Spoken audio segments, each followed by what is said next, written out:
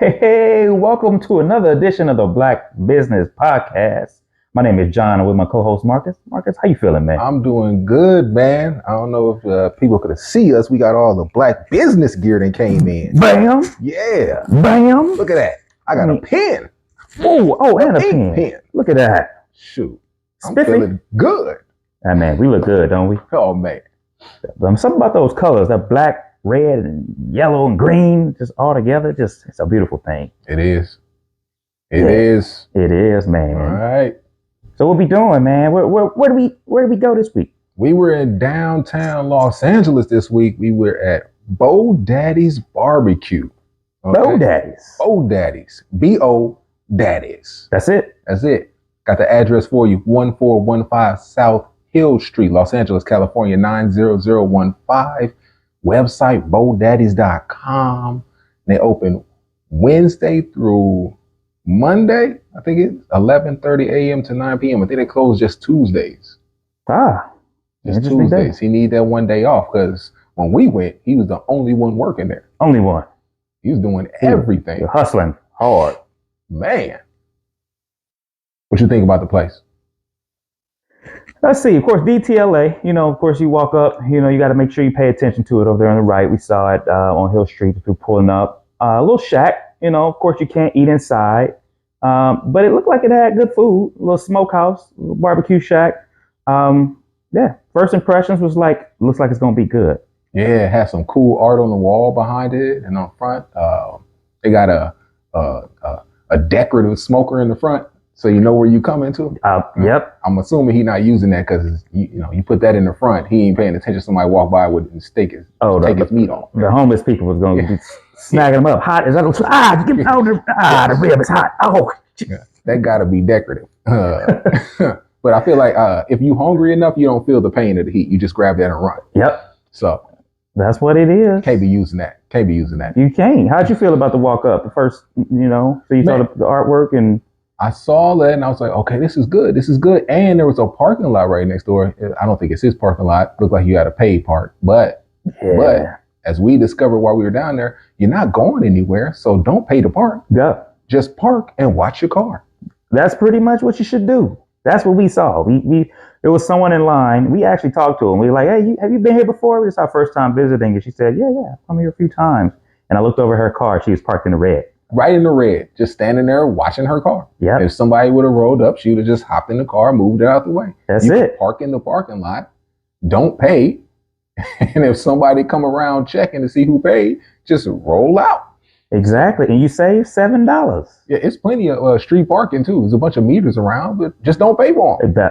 Essentially. That's what I'm saying. So, and then $7, it goes a long way at this place because we went during the lunch hours, which was pretty good because they had a lunch menu. The lunch menu is $8.99 for an entree and 2 sides, which if you go to a barbecue restaurant, that's actually a pretty good amount. Oh, that's a great deal. Yeah. You get a smoked meat and 2 sides. I was happy. And he double smoking that meat. He double smoked it. Double reverse smoke, you say? Double reverse smoke. What is that? Man, I don't know. I guess he's walking backwards as he's smoking it. I don't know what he... I ain't got no clue, but I know that's what he said he does to it, and it made it taste pretty good. Yeah. I took that bite like, man, this was double reverse smoked.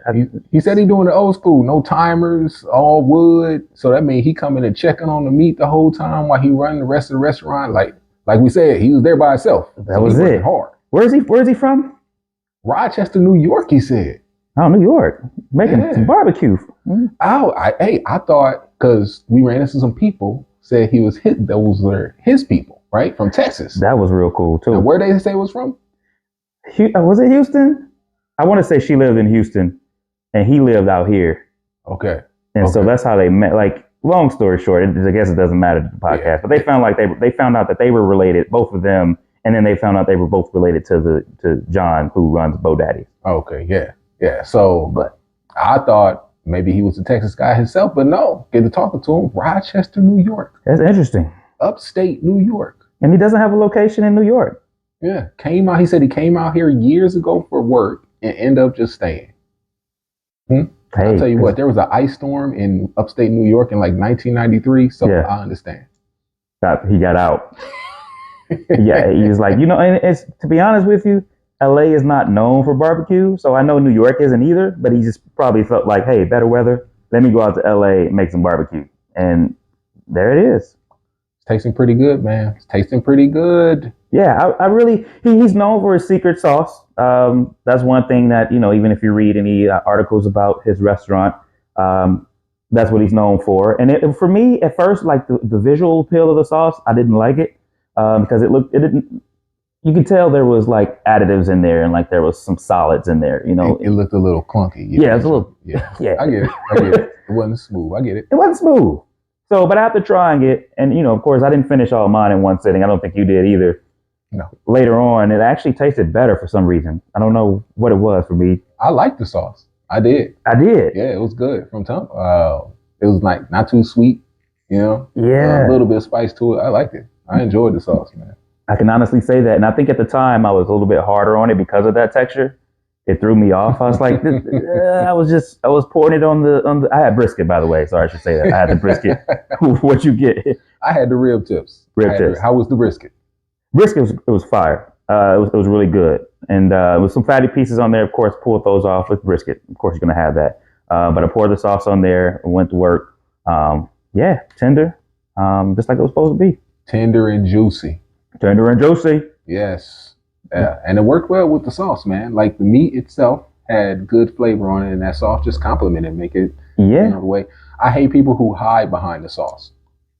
Yep, the meat is not really where it's supposed to. Yep. Yeah, that's why you got the brisket, and I wanted the brisket, but I was like, let me do something else just so we can have some, variants. Oh, my bad. I took your shot. It's fine. It's fine. It's just I feel like brisket is the meat where if the barbecue was right. Yeah, that's true. Because ribs, the bone puts some flavor into the meat, and then they hide it behind the sauce, so you don't really know. That but with the brisket, you got to season that right from top. No extra. Bone to give you none of the extra flavor. I don't taste the sauce first. I just taste that meat. So the brisket was good, you saying? It was good. I really enjoyed it. And like I said, later it was better. For some reason, I don't know if like the smokiness came out. Like I didn't even warm it up later. I just ate it cold. And it was fire. I was like, this is really good. Sauce was hitting. I'm like, man, I'm changing whatever I thought earlier about the sauce. It's there. It's really good. Okay, so it was like sweet and spicy at the same time because I had it looked like red pepper flakes in there. It looks like in this article even it says his sauce is made of tomato and another mustard base and other ingredients within that sauce. So I think he had two sauces. He had a mustard based sauce also. Oh, I didn't even see that. Yeah, because I went searching on his Instagram and I saw it's two different sauces. He got the tomato based sauce and the mustard based sauce. I don't know if he's still doing the mustard sauce anymore. Okay. Because we didn't get a choice, did we? Yeah, we didn't. I mean, I think he was ripping and running so fast. He was like, look, that's it. I'm not giving you the option. You gonna take what we give you. You taking the tomato sauce. Hey, that's why he doing it by himself. Yeah. Man, you might have to hire some more workers. And then what was cool is we showed up and we waited a little bit because there was some other people waiting on. They had a pretty big platter, so I will say that he made a lot. He probably made a lot for them. So it took him about 10 minutes to take our order, but his customer service was, above our expectations, and he gave us a little extra, and I think it was worth it. Yeah, a little extra for the wait. That was nice. Yeah, it was nice. Can't be mad at that. So that's all you can ask for. Like when we review these businesses, there's not going to be perfect. These places aren't going to have everything like lined up for you to be set up because some of them are just getting started. He opened this business in 2019, right before everything shut down. So he's probably operating off some delay with some things. Even if he's not, all these businesses aren't going to operate perfectly. So you got to take that into account. And if the customer service is great, waive all that extra stuff if you thought about it. Like service is great, food is great. Well, it's got to be a testament to how good the food is if he opened a few months before the shutdown. Right. And he survived. It's pretty amazing. Like, I just couldn't imagine, because when things shut down, you couldn't go to church. You couldn't go to church. Funerals, you had a loved one who died, you could not go put them in the ground. You couldn't go into the hospital to be with them in their last moments. This is wild. Okay. So for him to open a business and have to shut it down, couple of months later, and then they said, okay, you can go and do to-go food. Well, he was like, well, that's what I was doing anyway. Pretty much. I mean, you get a to-go box. that people found him, and he's still thriving today. So hey, he thriving so well. We were talking to him. He also has a smoky cheesesteak on his menu right now, and he said that he's opening a second location that's going to focus solely on the sandwiches. Yeah, that looked good too. And I can't wait for that other restaurant to open. I really can't. I'm going. Same. Yeah, it may not even be a review part. We gonna go eat. We gonna go grubs. Bottom line. Oh yes, I'm definitely. Now, what else did you eat? What else did you have? What were your sides? I got the mac and cheese and the collard greens. Like the staples. I just had to try he had baked beans also. I think he got the mango potato salad. I had that mango coleslaw. Oh, mango coleslaw. Yes. Yeah. I didn't know that I was going to like it so much. It was good, yeah, huh? That mango flavor to that coleslaw just made it so like light, refreshing. Was it mango pieces in there, or was it wasn't any mango pieces. I guess he maybe like purees and incorporates it into the coleslaw dressing or whatever he does. But it was such a cut through all the other heavy stuff that I had, and a light that fruit refreshingness. That's it. I feel like it was great. In the history of Black people, we were known, unfortunately, for watermelon. Hey, let's say we know. They say watermelon. Black people like watermelon. But we just like a little, a fruit taste or some type of citrusy, something that, goes opposite or pairs well with a meal. So I think that's what he wanted to do. He said, I know we like this, but I'm going to do that. It worked. It worked. How were the greens? The greens were good. And it's funny because it didn't have, for me, sometimes I like a little ham hock in there. But for him not to have any meat in there whatsoever, the smoky flavor was on par. Well, he double reversed backwards, upside down, smoking it. Blindfolded that mother. Yeah. I don't know what he does, but no timer, no gas, all wood. No brakes. That's what he doing. Man, it was smoked perfectly, cooked perfectly, and the mac and cheese. We have to talk about. Apparently, this is our thing. Everywhere we go, if they have mac and cheese, we're trying the mac and cheese and we're reporting back. So here we are. Yep. We're about to go in depth on the mac and cheese. What about the mac and cheese? Well, of course, I guess we got to get it out the way. It's not shredded cheddar cheese. It's no type of baked layer of cheese on top. So that's the first. I appeal. You're like, I don't know, Bo Daddy. You sure you know what you're doing? So that was my first. What was your first? Obviously, same thing, man. The noodles could have been a little less cooked for me. I thought the noodles were a little too soft for me. Yeah, that while we were eating them.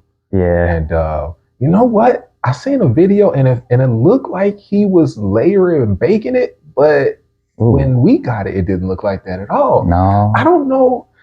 It tastes good though. Yeah, it did. The flavor was there. I was impressed. The flavor was there. It was just I was missing that texture that I wanted, and that layered bakeness that I need. Whatever you're doing with the recipe, please, just layer. Give me some shredded cheese layer. Throw another layer. However else you want to do to them noodles, but just give me that layer baked goodness. Why can't we get that? I need it. Why can't we get that? Why? Huh? What is it? I mean, I get it a little bit more expensive. I get it. Yes. I get it.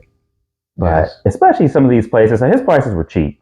So I'm not going to put it on him to be like he should have it. But some of these places we've been to, the charge is $17, $20 a plate. And their mac and cheese is creamy sauce with breadcrumbs and stuff. Like, what are you doing? Don't you ever put breadcrumbs on my mac and cheese. Don't you ever. In your life. Put breadcrumbs on my mac and cheese. My grandma just did a backflip. I will take this right back up there. So offensive. So, so the flavor was definitely like, if he would have put some sprinkled cheese on top of that flavor, would have been the best mac and cheese I ever had in my life. It was really good. But just didn't have the texture. And like you said, the noodles for you weren't there. But for me, that was okay. But, Is he smoking the sides? Smoking is he the double side. Smoking, reverse, smoking upside, smoking the sides? Backflip, double smoke, blindfolded. Yeah, he Huh? must be doing something like that. Oh, I mess with it though. Yeah, it was With good. We didn't get the chance to try, of course, the potato salad, baked beans. Forget the other side he had, but He didn't have any desserts on hand. Again, man, I think he's in there doing everything by himself. I read a review from almost a year ago, and they commented on how he was doing everything by there himself. so he been doing He this. been doing it by himself. So, I mean, I'm assuming somebody else is going to work the second restaurant. I hope so. He gonna be catching a lot of Ubers back and forth. But no, I think he has to because you have to show somebody else the technique. Yeah, because if he had some help in there, it would just be so much faster, and it'll be I would think it would help business. Yeah. To crank out stuff quicker. For sure. You know, he's taking payments, but he did where he wore gloves. He even had his mask on still. Doesn't even have to do that anymore, but yeah. Oh, and he takes cash. He does. We keep going to all these places where everybody's saying, oh, we don't take cash anymore. He said, no, I'm not that. I need all the money I can get. That's right. I will be taking cash. Yes. So which is just wanted to point that out. Astonishing to me. The places don't turn it down money. Yeah, what the heck is wrong with y'all, man? Yeah. So and then his IG is Bo Daddy's BBQ DTLA as far as his IG as well. But yeah, I'm looking forward to that other restaurant opening. Let's see, we went to the parking as well, which of course street parking. You do that there. Reviews are amazing. If you go look at his Google reviews, he has 5 stars left and right. So people know what's up. We're late to the party. Oh yes, clearly we're a few years late, but. Yeah. Everybody else knows this is hitting over there. It's delicious. Yep. Yeah, stop by. Yeah. Please. Now, let me ask you this though. Okay. On a scale from 1 to 5. 1 to 5. How black was the restaurant? Okay. Now, when I say 1 to 5, how black was it? Black, that's the top. That's as black as it gets. That's a black establishment. Okay. Number 1, one is you see that is ran and it's owned by black people, but you have a suspicion that they don't have any lorries in the kitchen. 5 is like your church grandma might be a little uncomfortable sometimes. This is black. That's well, I mean, it wasn't black to me, and the only reason I say that, probably 1, because of the location. 2, I even questioned, I guess if I didn't see the mural on the wall, I questioned if it was black owned because years they've been doing Uncle Ben and Aunt Jemima and, and smacking, a black person on the, Try to trick you. Yeah, try to trick you. So I would probably fall closer to the lower end of that. Just because, I mean, for me, I don't know. I guess I was missing, I didn't feel like maybe if I would have heard some music bumping or something, or just, if I would have saw him up front, we didn't see anybody. We walked up to a shack. We saw a mural on the wall. It was a black person, like I said, on the mural, which was him. But yeah, I didn't feel the ultimate blackness. Okay. So what you thinking? Like a 2? 2 to 3. Like I said, you definitely you knew it was ran by somebody who didn't have government support. But yeah, I'm just saying, I didn't know. I didn't. I understand. I've been to some black spots where I'm like, man, I felt uncomfortable. I didn't feel uncomfortable, probably for people walking by more so, but not from the establishment itself. Right. I feel like we should be aiming for like a 3 on the 1 to 5 scale. Like a 3, you could hear, some hip hop music playing in the background. Yeah. But all the white people comfortable. Yeah. Because you need the white people to still come. And that's something he said himself. He's like, oh, I need everybody. I want everybody coming through. And when we showed up, the thing is, we saw, they were white, right? The people who came right before us? Yeah, it was a couple of white people, Hispanic woman, that woman who was parked in the red, I think she was Hispanic. Yeah. She was getting some food. And there was a guy, he was a white guy. So because he asked about the lineage and all that, he came over. So, yeah, like I said, location probably plays a big part in that answer for me. Because I don't think they would let him be too black anyway, where he was. You know what I'm saying? If he wanted to be. Like, that shack couldn't turn into nothing else after hours. Like, it was just a shack. Yeah. And they closed. Yeah. So in that 2 to 3 range, you figure. Yeah. I just feel like, you could taste the blackness. Yeah, for sure. But the atmosphere wasn't wasn't too much overwhelming. That's how I felt. Okay, I get that. I get that. I like that. I like that assessment. Yeah. I'm pretty much the same. You know what I'm saying? Like, I feel like once you start getting into that 4 range, and you can hear people yelling in the back right at each other, and the service starts to dwindle. And once you hit that 5 range, I need to go. Yeah, up here some screeching tires and stuff. Yeah. We're like, all right, that's not it. So yeah, that 2 to 3, that 3 range, that's where I want you to be at. I want you to hit that 3 so that everybody is comfortable to come by and give you their money, because we need everybody's money. And that's a good point. That's a really good point. Yes. Because we open these restaurants, we have them, and sometimes, other races feel like, that's their restaurant, or based on where it's located, they feel uncomfortable, or based on some other factors. I don't know, too many of us, not enough any other races. But I think the good thing about LA is diverse enough. If it's not in South Central or not in Compton, not in Inglewood only, then you will get a good, I can't even say Inglewood anymore. Inglewood's gentrified. Oh yeah, yeah. I drove to the airport the other day. Yeah, they are flipping that. It's wild. The place we went to was half, the Doolin's, that restaurant. They're flipping that. I tell you what though, down there, I went to a Red Lobster down there, and that place was a 4.5 on the blackness scale. Whoa. They were on their way. Oh, they ain't had their shirts tucked in. The waiters. They just came to your table and took your order. They didn't have nothing together. Oh, so there was only 2 lobsters in the tank. Oh, like, hold up, where the lobsters at? Oh my God. So, all right, I like that. I like that. Now, overall, as a place, like we said, it's getting good ratings online. What you think? 1 to 5. How many stars you gonna give the place? For what it does, it's a smokehouse. That's what it looked like. It does barbecue. It was good. It had good service. I give it a 5. Five out of 5. All right. That's a bold claim. Hey, said, hey, 5 out of 5. That's your rating. That's what it is. Yeah, his name is John. My name is John. Can't knock that, brother. I'm gonna give him a 4.3 or 4.4, somewhere in there. That's fair. Yeah, somewhere in there. Because I just feel like it's always something they could do better. Always. That's true. So I guess, yeah, you're right. You're right. So that's where I'm at. I got people, making U-turns on the freeway to go to Bodaddy's because they heard it was 5 out of 5. I'm causing crashes. And you up here, I'm glad you said that, because now they turned the car back. They straightened it back out. Don't go down there, be like, oh, this place is perfect, and then something bad happened, and then you want to be the one person that go online and be like, they get a 1 star. It said that they were open until 9 p.m. I got there at 8:45 and they were closed. Yeah. You know how often that happens? It's ridiculous. Like, calm down, sir. Yeah, it is. It's not that.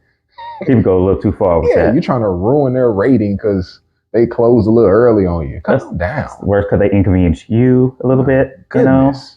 Yeah, no, that's good points all around there, man. I'm glad you said that with the rating. Sometimes, we rate places, but I'm all about being prepared. If you go to this place, just look it up for yourself. Look at the Yelp. Look at the place from the outside. Know that there's no seating inside, because I know people may visually say, we're going to go there to eat. And then we had to sit in the car. So if you expect that and you're going to, knock it down for that, just know going into it, there are some things that you can look up for yourself and find out if it has or not. And that'll help determine, And just so you know, we're starting to do something different. We're going to be documenting our trip to the places we go to, live, real time, and you're going to be able to make an assessment yourself by just following us on the YouTube page. Yeah. You're going to be able to see everything through our eyes, so you can say, oh, okay, well, that didn't take too long, or that did take too long, or that looked good, or that looked... You don't have to always just form your own opinion. Yeah, exactly. And that's coming soon. That's why you got to follow the YouTube page. Follow it. Or subscribe. That's what they do on YouTube. So that's right. The Black Business Podcast. That's right. Well, I felt good about that one. That was some good stuff. I'm hungry now. Well, John, I wanted to do one other thing while we're here. Okay? It's the Black Business Podcast, and there's other black business I like to talk about. John, when the last time you went to the doctor? Oh, we getting personal. John, when the last time you got that full checkup? Oh, let me see. What was this? What year is this? It's 2023 right now. Oh, it's 2023. So let me subtract the 1 minus the 24 checkup. Actually, 2021. Okay. Yeah. All right. Got the whole blood work, everything. Got the whole blood working. Yeah. Yeah, sure everything going good then. Everything smooth. Nice. Yes, because black people feel like we don't go to the doctor and get checked up the way we should. You're right. I just went to the doctor last month, had the full blood work, had everything checked up. When I went in, they told me my blood pressure was high, which is 1 in 3. 1 in 3 black people have high blood pressure. 1 in 3. 1 in 3. Ooh. Now they gave me a blood pressure cuff, sent me home, said check it at home because there's this thing called white coat high blood pressure where you get into the doctor's office and it spikes. The doctor himself told me he had it. So it's called what? White coat. It's like you get into the doctor's office and you get nervous about everything and then your blood pressure spikes up. So you got to check it at home to see if, in your own home relaxed environment, if it's the same. Now I've been checking it here at home and I'm in the normal range. There you go. That's interesting. Yes. Never heard of that. The doctor himself told me he suffers from the same thing. He had to check it at home himself. White coat, because the doctors, you see the doctor's coat. Right. And you're like, oh, they're going to find something wrong with me. And then you get nervous and all that. I thought you said white coat at first, like cocaine. I'm like, oh, okay. They putting something else on us. Okay. Not that. He also told me that my bad cholesterol was high. Your what? But it was my bad cholesterol. Oh, LDL. Cholesterol, yeah. I got, yeah. I don't know how personal we was getting. My LDL is a little high. It was just 1 point high than the normal range, but cool. Still, it shouldn't have been there at all. Yeah, no, true. So he was like, you probably just no big deal right now, but you need to probably, add more vegetables to your diet, which he was right. I was probably only eating vegetables in the evening. That's another black, and that's it. So we got to be better about that. Got to be better about that because, we're 2 times more likely to die from heart disease between the ages of 18 and 49. 2 times more likely to have diabetes, 2 times more likely to suffer a stroke. And all that comes back to, our veins and arteries, our blood vessels, the cholesterol, the high blood pressure. You have that for so long and then it makes your heart bigger because your heart's a muscle because it has to work harder. And then your heart gets big and that leads to heart attacks and all that. So all I'm saying is another piece of black business. Take care of yourself. Yes. It's very important. Go get checked out. Know what's going on at a young age so that you can prepare and take care of that going into your old age. That's right. Don't wait until you fall down to find out that there's something been wrong for 30 years. Ignorance ain't bliss in this situation. That's it. Take care of that business. That's all I wanted to say before we head out. Much respect. I'm glad you said that. And thank you all for tuning in. Make sure you do get checked up.